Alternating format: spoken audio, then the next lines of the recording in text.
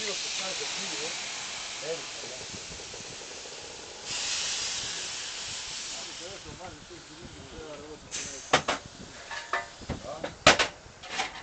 Трябва си да работи един месец. Не, сега мене това друго впечатление, че отвърна. Аз така си го обяснявах. В началото тя се дърпа, ние я ръгаме. Ама сега тук вчера, оня ден, вчера оня ден трябва да се предава, ще не се случи да го.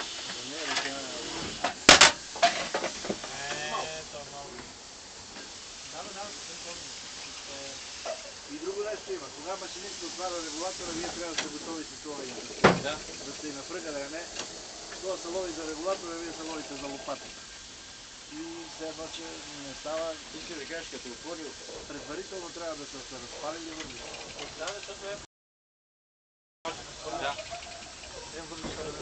Ако беше бензин, да го фърлиш, ще пламне веднага, ама това ще го трябва 4 минути. Това ще пеща и пада температурата. Да, малко.